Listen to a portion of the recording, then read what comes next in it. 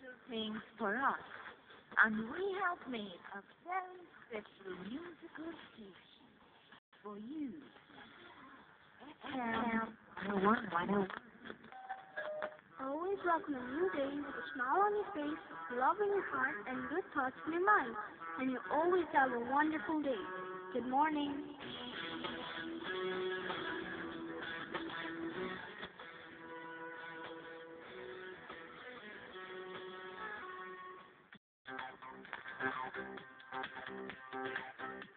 Welcome back to the program का नाम है किड्स शो। मेरा नाम है उज़मा यूसुफ और मेरे साथ मौजूद है फरहत तबस्सुम। आप भी डायल कर सकते हैं 1111000101। और मुझे इतने प्यारे प्यारे इतने सारे बच्चे नज़र आ रहे हैं स्टूडियो में। एक प्यारा सा बच्चा है, बहुत अच्छा सा हेयर स्टाइल बना के आया हुआ है, और एक प्यारी सी बच्ची है जो आई हुई है और बड़ी तैयारियां कर रही हैं, उनसे भी हम बात करेंगे।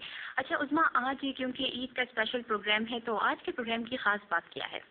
देखिए, आज हम ईद के हवाले से तो बात करेंगे ही, लेकिन आज हमारे प्रोग्राम की बहुत स्पेशल बात ये है कि हमारे साथ आज एक स्पेशल गेस्ट मौजूद है। बहुत हमारे मतलब एक ख़ास गेस्ट मौजूद है, और वो ख़ास इस हवाले से है कि उन्होंने बच्चों के लिए एक किताब, कहानियों की किताब एक मुरत्तब की है। तो हम उस हवाले से उनसे ज़रूर बात करेंगे। और हमारी बहुत खुशकिस्मती है कि हमारे साथ इस वक्त स्टूडियोज़ में मौजूद है। उनका तारुफ मैं चाहती हूँ कि आप कराएँ। बिल्कुल जी, हमारे साथ मौजूद हैं सुहेल अहमद सिद्दीकी। और रमज़ान मुबारक के हवाले से प्रोग्राम आप सुनते रहे हैं, दावत फ़िक्र व अमल। उस प्रोग्राम में आप इनकी आवाज़ भी सुनते रहे हैं, इनका रिसर्च वर्क भी आपके सामने आता रहा है। तो हम आपको खुशामदीद कहते हैं। अस्सलाम वालेकुम। वालेकुम अस्सलाम। कैसे मिजाज हैं? अल्हम्दुलिल्लाह। तो आज आप बच्चों को ईदी देने के लिए आए हैं? यही समझ लीजिए। तो मैं भी लूँगी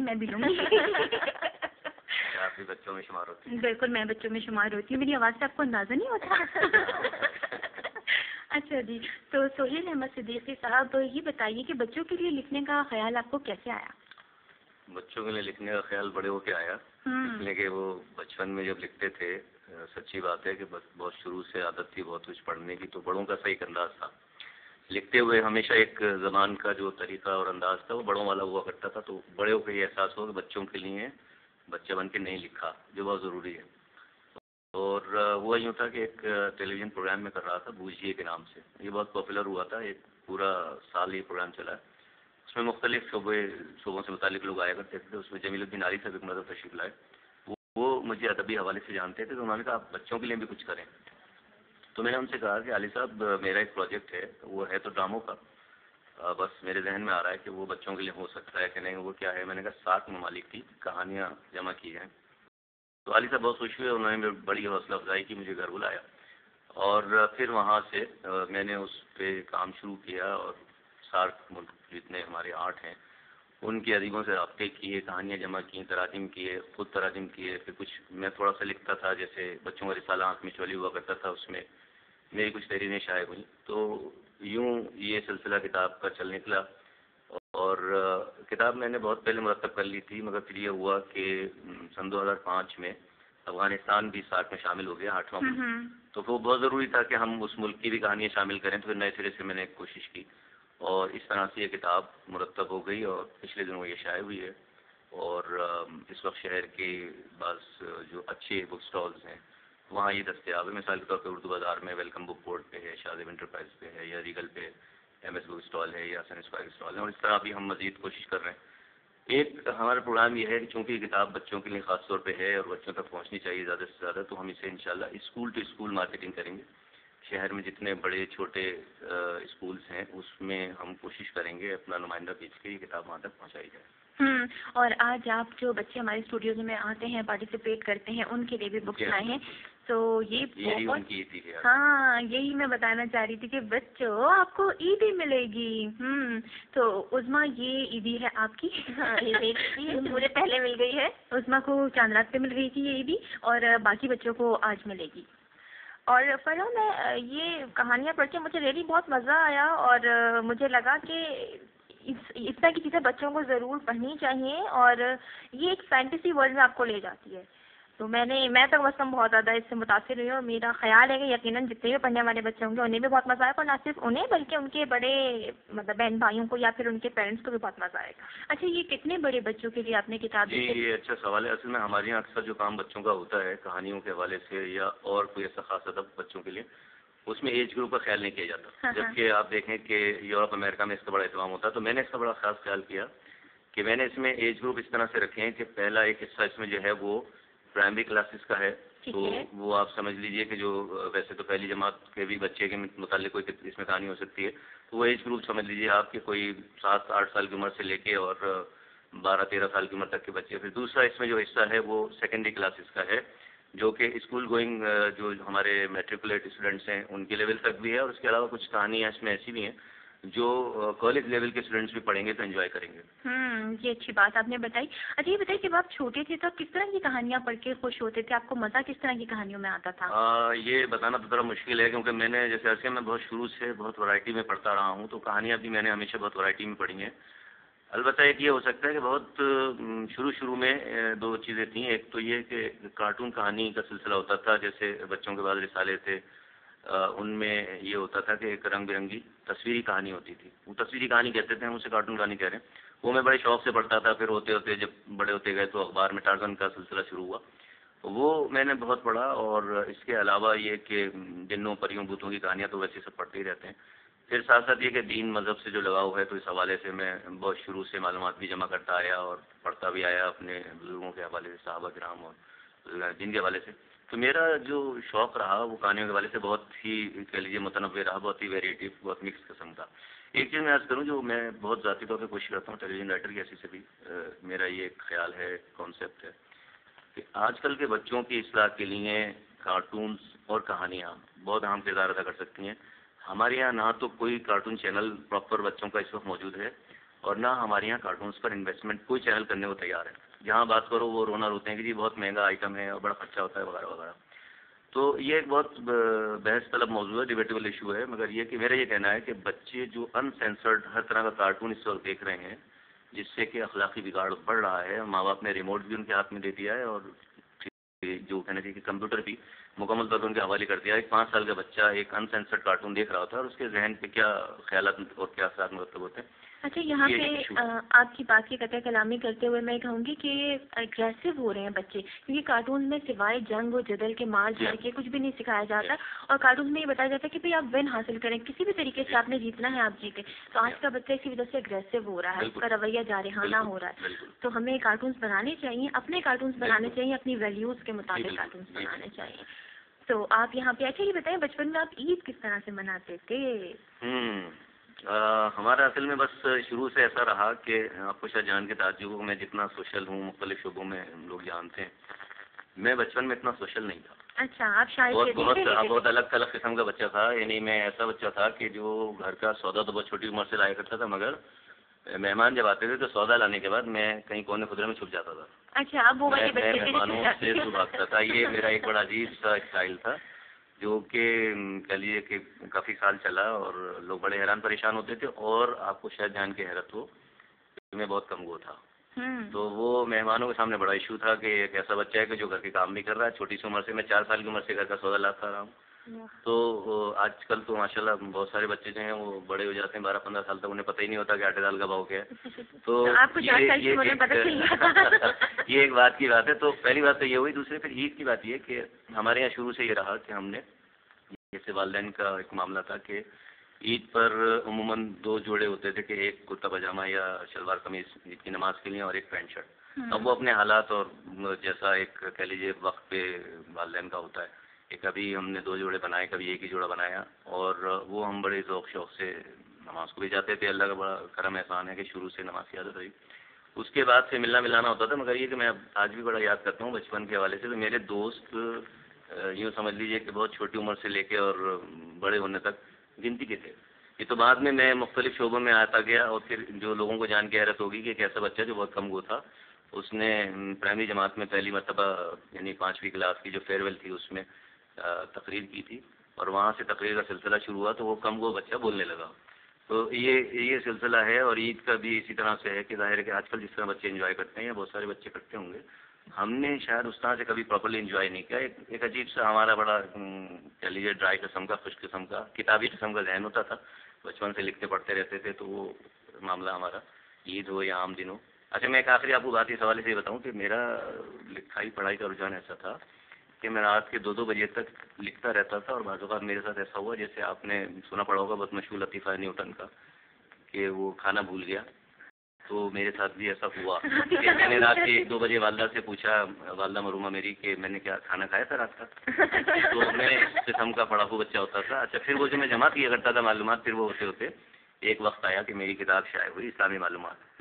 तो वो किताब कंपाइल हुई थी, तो मैं उस वक्त मैट्रिक में था, और जब वो शाये हुई है तो मैं BA का इम्तहान दे रहा था।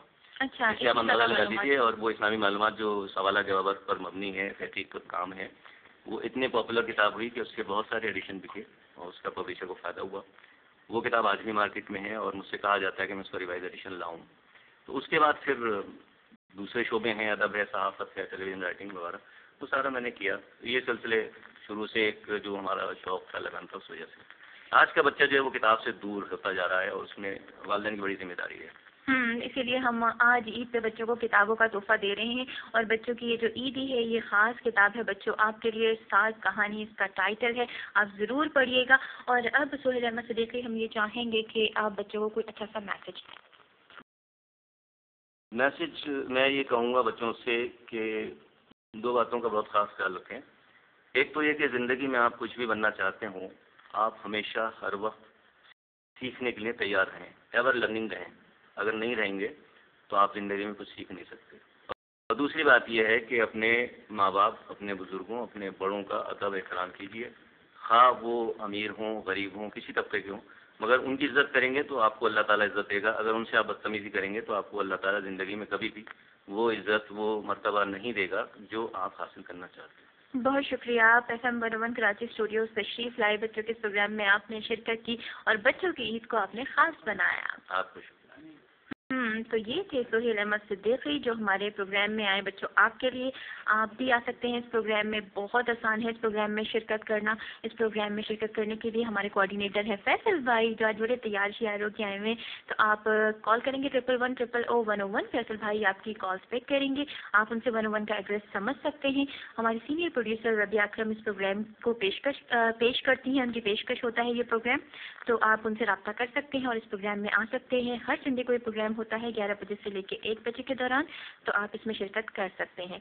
और उर्दू ज़बान हमारी अपनी ज़बान है, तो ऐसा करते हैं, गाना सुनते हैं जिसमें तज़किरा है उर्दू ज़बान का। अपनी ज़बान उर्दू, कौमी ज़बान उर्दू।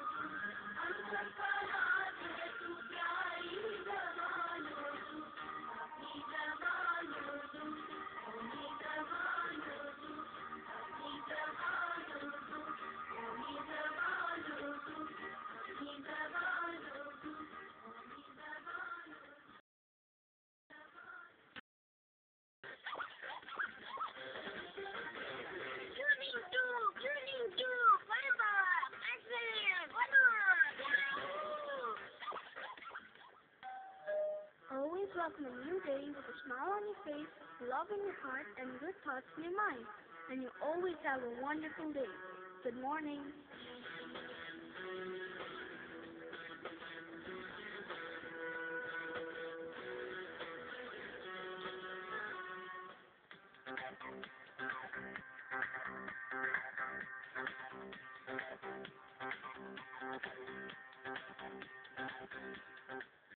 आप सुन रहे हैं प्रोग्राम किड्स शो और इस प्रोग्राम में आज बहुत ज़्यादा रौनक है। आज ईद स्पेशल शो हम कर रहे हैं। मैं हूँ उस्मा यूसुफ, मेरे साथ फरहा तबस्सुम और बहुत सारे हमारे अच्छे अच्छे साथी मौजूद हैं। अच्छा उस्मा, ये बताइए कि ईद में आप कहाँ कहाँ गई घूमने के लिए? मैं बहुत सारी जगहों पे गई और मेरा मिशन जो था ईदी लेने का वो काफ़ी हद तक कामयाब रहा है। आपने करोड़ों रुपए करोड़ों नहीं, लेकिन मैं अपने हदफ को अभी भी मुकम्मल तौर पे अचीव नहीं कर सकी है। तो आप मुझसे तो ईदी नहीं लेंगी ना? नहीं, मेरा ख्याल है आज जो बाकी मानना लोग हैं उनसे मैं आज ले लूँगी। हैं, आज भी आप ईदी लेंगी? बिल्कुल, छोड़ देना। अच्छा उस्मा, आपको पता है कि बच्चे ईद में कहाँ कहाँ जाते हैं? नानी के घर जाते हैं, नानी के घर जाते हैं, दादी के घर जाते हैं, खाला के घर जाते हैं, फूफो के घर जाते हैं, पड़ोसियों के पास जाते हैं और इसके अलावा सी साइड पर जाते हैं, पार्क्स में जाते हैं, जू भी जाते हैं। और पता है मुझे बहुत दुख हुआ एक बात पर। किस बात पे? कि बच्चों को उनके अम्मी अब्बू ने छर्रे वाली गन दिलाई तो बच्चों ने जाके जानवरों पे छर्रे मारे। ये तो गलत बात है। जानवरों से तो प्यार करना चाहिए, वो तो हमारे दोस्त होते हैं और वो जानदार होते हैं। जब हम किसी जानदार को तकलीफ पहुंचाते हैं तो अल्लाह ताला हमसे नाराज हो जाता है।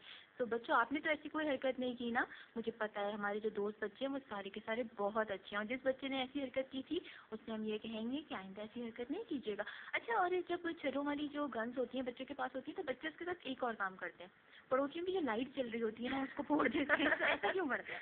अच्छा, ये मेरा ज़ाती ये ख्याल और मैंने ऑब्जर्व भी किया कि ज़्यादातर ये बॉयज़ होते हैं जो इस तरह की गन्स को यूज़ करते हैं और वो ज़्यादा एग्रेसिव होते हैं। जैसा कि हमने ये चीज़ नोटिस की है कि बॉयज़ और एक ख़ास एज ग्रुप के जो होते हैं तो उनका दिल चाहता है कि वो कुछ मतलब रादर कि वो कोई चीज़ कंस्ट्रक्ट करें, कुछ बनाए, वो डैमेज करने के लिए या वो डिस्ट्रक्टिव चीज़ों में ज़्यादा इन्वॉल्व। ये तो बहुत गलत बात है। यहाँ एक प्यारा सा बच्चा मौजूद है, उससे भी हम ये वाला सवाल करेंगे। बिल्कुल ठीक है, लेकिन थोड़ी देर की बात करेंगे, ठीक है? जो आप मुस्कुरा रही हैं अभी ऐसा करते हैं कि यहाँ एक अच्छी सी प्यारी सी बच्ची आई हुई है और इसने मजेंटा कलर के कपड़े पहने हुए, उन पर इतना प्यारा काम भी बनाया हुआ। तो ऐसा करते हैं कि इस बच्ची से हम बात करते हैं। हेलो, अस्सलाम वालेकुम। अस्सलाम वालेकुम, कैसी हैं आप? ठीक हूँ, आप कैसी? मैं भी बिल्कुल ठीक हूँ। इतना हमारे प्रोग्राम में काफ़ी ज़्यादा आती हैं, हमारी समझ लें से मुस्तकिल हमारे प्रोग्राम की रुकन बन चुकी हैं। अच्छा जी, निम्रा कैसी ईद गुजरी? अभी गुजरा? बच्चे आप माइक पे बात करो। तो इकरा है, निम्रा नवाज की बहन और निम्रा बाहर हैं, तो मेरे साथ हमेशा भंड होता है। मैं इन दोनों बहनों के साथ गड़बड़ करती हूँ, इसलिए मैं इस बच्ची को लिब्रा कहती हूँ।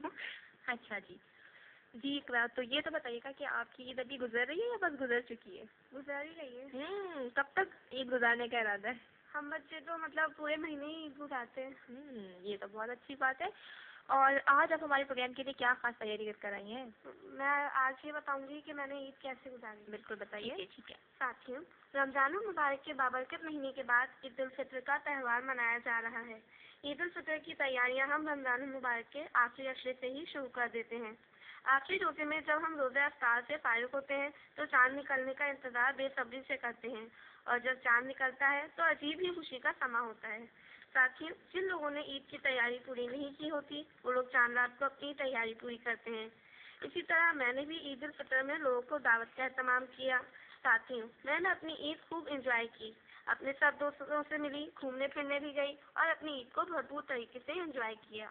मुझे उम्मीद है कि आपने भी अपनी ईद को भरपूर तरीके से एंजॉय किया होगा और बहुत सारी ईदी जमा की होगी। अच्छा ये बताएं आपने क्या क्या खाया था ईद पे? मतलब मुझे तो ज़्यादातर बिरयानी और शीरकुरमा पसंद है। अच्छा ये बताइए, जो छोटी छोटी बच्चियाँ होती हैं ये ईद पे अपना ईदी वाला जो पर्स होता है, बैग होता है, उसमें ईदी भर के चश्मे लगा के ये क्या आइसक्रीम खाने जाती हैं, चाट खाने जाती हैं, गोलगप्पे खाने जाती हैं, क्या करने जाती हैं? चीज़ें ही खाने जाती हैं और मतलब अपनी फ्रेंड्स के साथ जाती हैं ईदी जमा करने। और मज़ा आता है।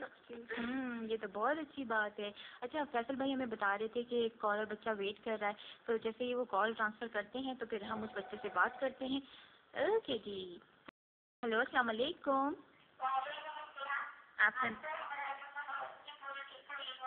आपको भी ईद मुबारक। आपका क्या नाम है? क्या नाम है?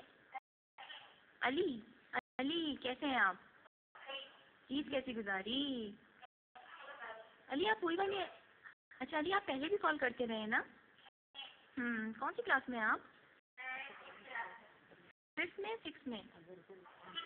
आपकी आवाज़ क्लियर नहीं आ रही अली। 6th क्लास में? ओए होए अली गुस्से में आ गए। आई थिंक कि अली आप हमें क्या सेल फोन से कॉल कर रहे हो या आपका रेडियो सेट बहुत करीब है? आप सेल फोन से कॉल कर रहे हैं या रेडियो सेट बहुत करीब है आपके? अच्छा ये बताएं आज आप क्या सुनाएंगे? ठीक है सुनाएं।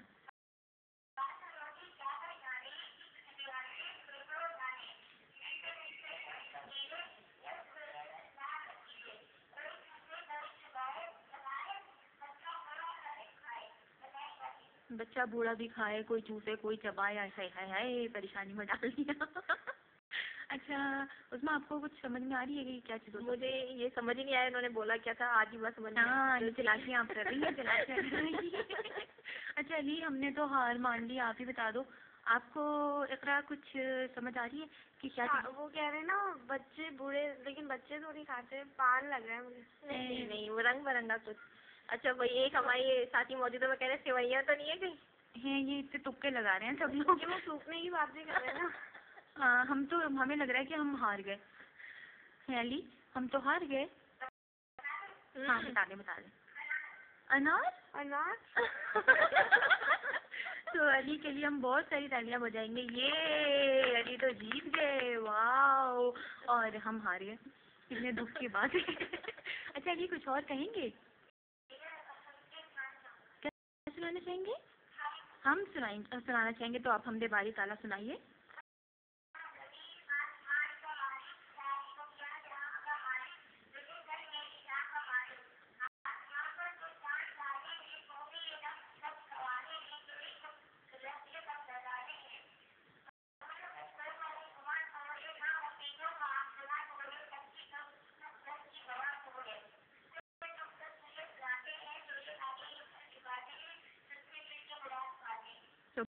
सुभान अल्लाह, बहुत खूब।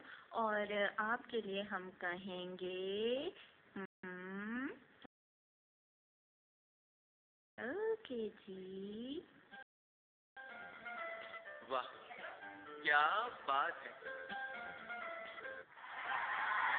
ढेर सारी तालियां आपके लिए बजाई गई हैं अली। अच्छा अली ये बताएं कितनी ईदी जमा हुई थी आपकी?